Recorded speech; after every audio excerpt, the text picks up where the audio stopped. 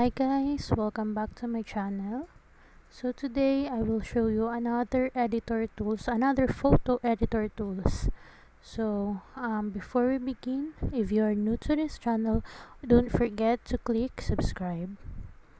So yan, start na po tayo. What we are going to do is punta tayo sa ating browser. What I'm using is Google Chrome. Ayan.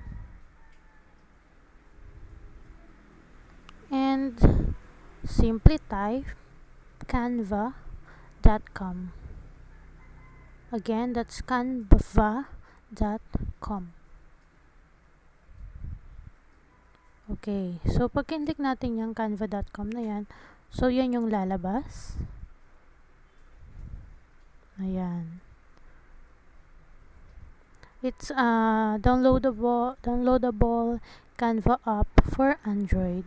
So nakalagay dyan, design anything, publish anywhere, get it on Google Play. So that's free.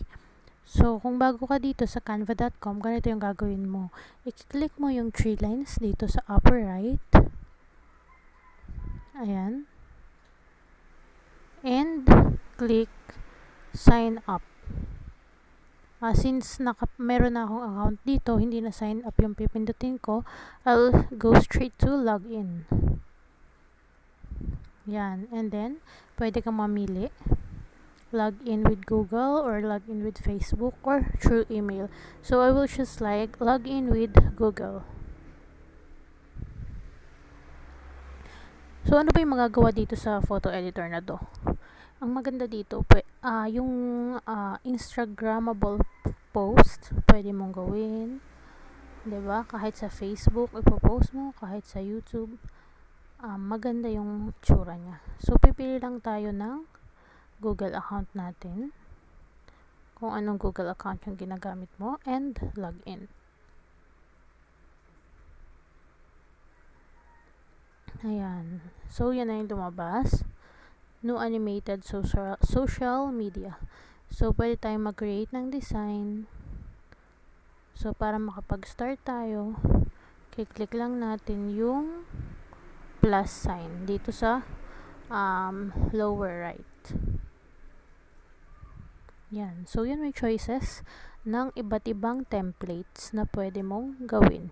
Instagram post, Instagram story, what else? Animated social media, logo, Facebook post, flyer, poster, invitation, video, social media, photo collage, mobile, first presentation, business card, brochure, Twitter post, infographic, Pinterest pin, YouTube channel art, and YouTube thumbnail, CD cover, recipe card, Facebook event, Facebook cover, email header, announcement, book cover, Snapchat, geofilter, resume, Twitter header.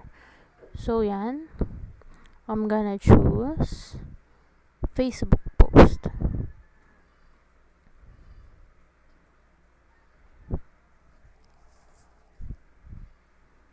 Yan, after that, lalabas na yung iba't ibang templates. Yan. Editable lahat ng templates na yan. Pwede kang mamili. Iba't iba rin yung theme niya. May Eid al-Fitr, Earth Day, yan, Halloween, about food, about birthday. Pwede ka rin ditong gumawa ng invitations. Lahat ng templates na yan are free and editable. So, dito naman ako mag-choose sa photos.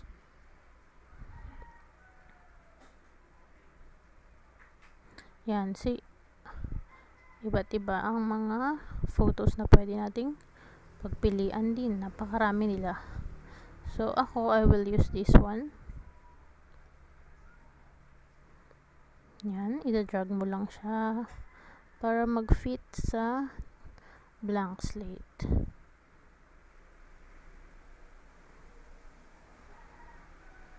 And, yan. After that, pwede mo siyang i-replace kung ayaw mo. Add effects. Pwede rin mag-add ulit tayo ng another element by clicking the plus sign. So, ang i-add ko naman is text.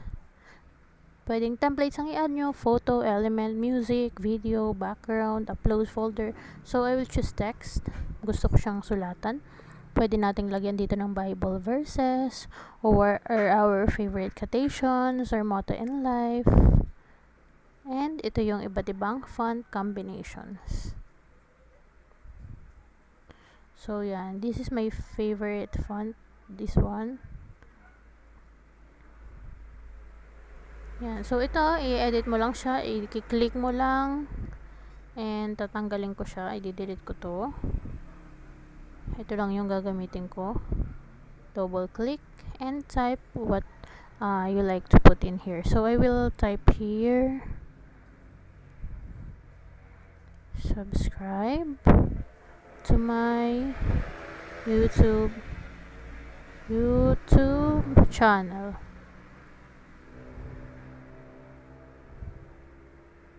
Yan. So, drag lang natin siya. Pwede natin siyang paliitin para makagawa tayo ng magandang design. So, yan.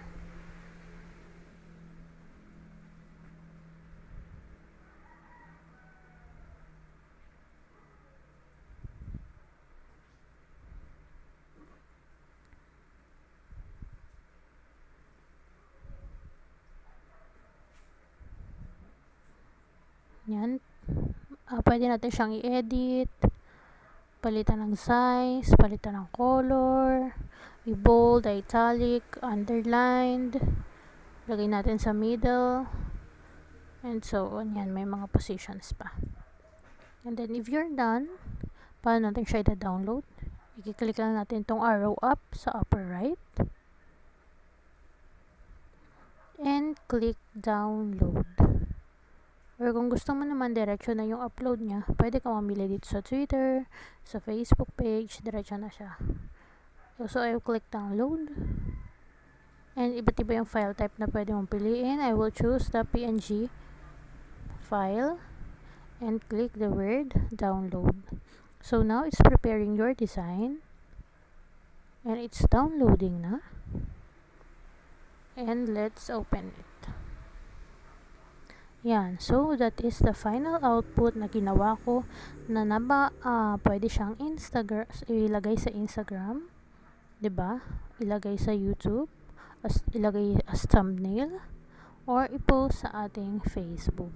So, ipapakita ko naman sa inyo kung gusto nyo yung sarili nyong photo ang i-upload nyo. So, let's go back to our homepage.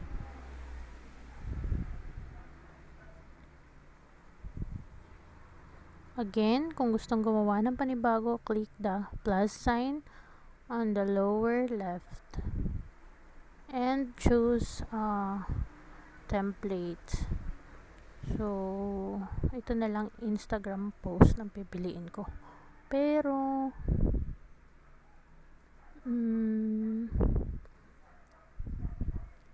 I will choose na lang the empty slate. Drag lang natin yan pababa. And itong empty na lang yung gagamitin natin. Since mag-upload tayo ng gusto nating photo. Click the plus sign. Photos. And then, slide to the left. And click upload. And then click upload an image or video. Go to documents. Ayan, piliin mo kung anong photo yung gusto mong ilagay. I'll choose this one, the picture of the dog. Yan. And then after that, pag okay na yung pag-upload natin ng photo, i-click na natin siya. Okay.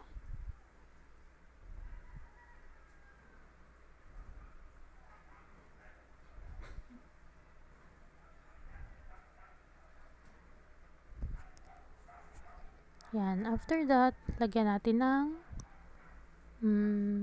text.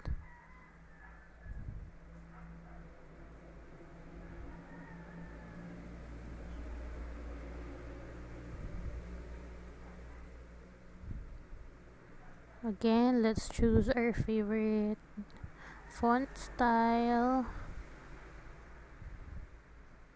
Click and delete this element kasi ayoko nyan. Double click this and i-type na natin yung gusto nating ilagay. So I will write I love you forever.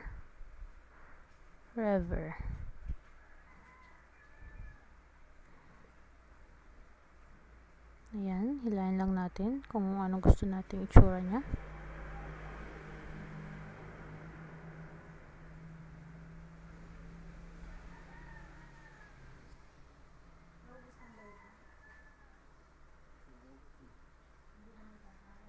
Ilagay natin sa center. Ayan. And it's done. Click the the arrow and download. Choose a file type. I'll choose PNG again and download.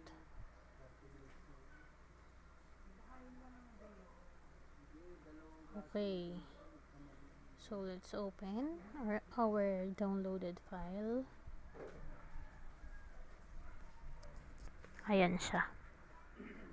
Napakadaling mag-edit. Ilang minutes lang, less than 1 minute. Pwede yan. Let's go back to our homepage.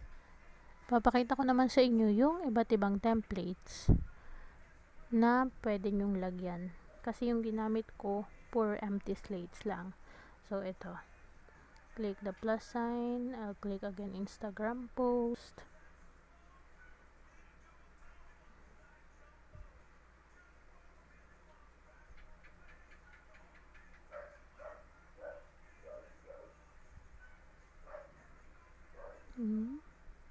Pwede mo siyang gamitin. Ayan, lahat yan. And it's free. Say for example, you're a coffee lover. Ayan, just like that. Pwede mo palitan yung nakasulat. Pwede mo palitan yung photo. And that's it. So, kung may natutunan kayo, don't forget to subscribe. Thanks for watching.